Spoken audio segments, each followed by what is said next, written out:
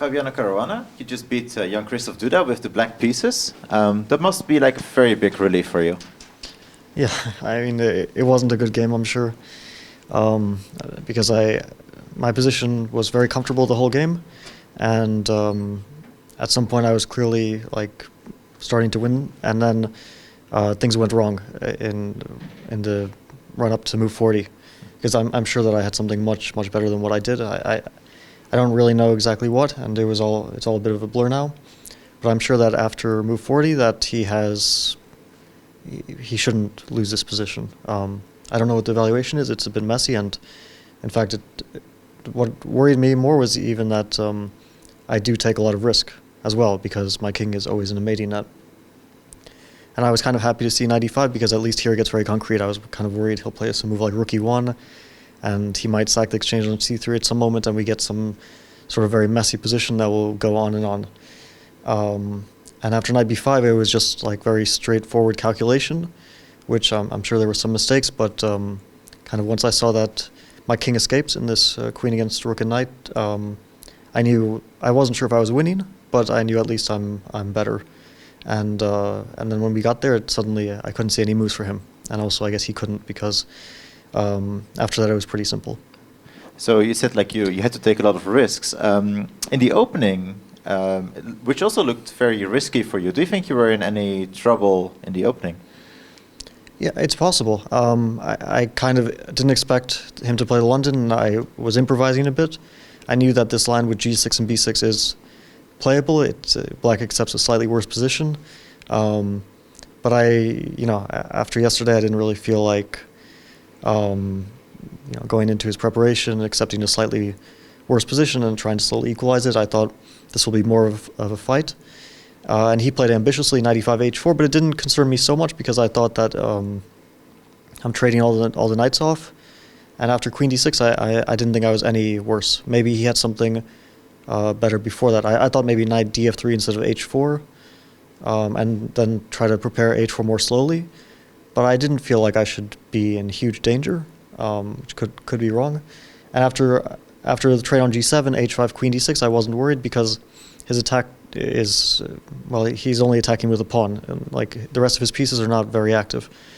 And yeah, I wasn't too worried, and I even started to get a little bit ambitious when he started to make some strange moves, queen b3, rook d1, these moves. I thought he would try to castle along, start some play on the king side, and I would start some play on the queen side, and we would have a typical double-edged position. But he played queen b3, rook d1, and suddenly his king was kind of in the center for the rest of the game.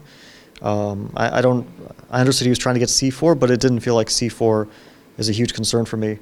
And yeah, I thought things were going well, and then at some point in time trouble, things got out of hand. Mm-hmm.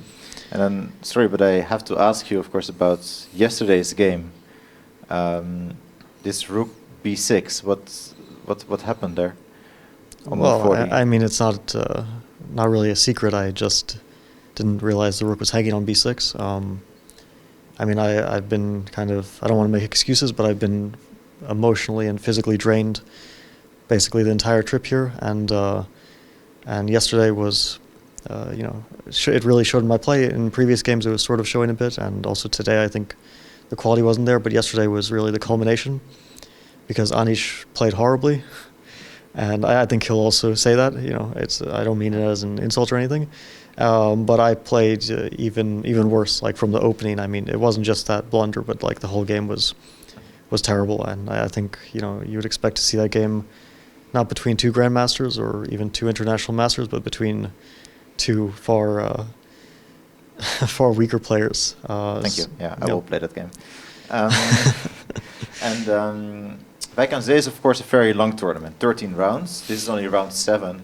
You said that you were kind of like mentally and physically drained.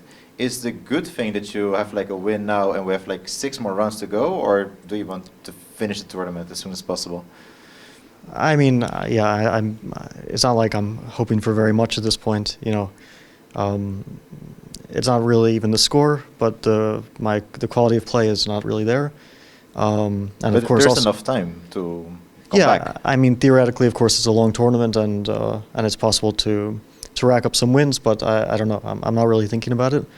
I'm just kind of relieved. I'm honestly I've just been kind of more or less completely alone here because my coach tested positive for COVID and he's in isolation. So I'm just hoping that at some point he'll test negative.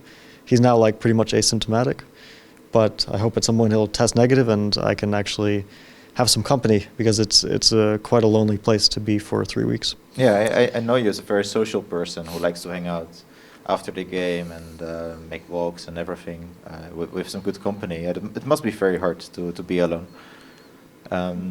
Pragananda is he's in the same spot. Like you guys didn't team up to give each other company. Well, we're also competitors, and I don't really know him too well, but I sympathize that he's also, it's not like a tragedy. I think luckily,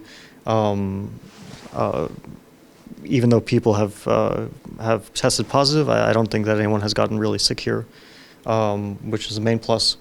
But yeah, it is quite tough to because we're in winter and everything is closed here.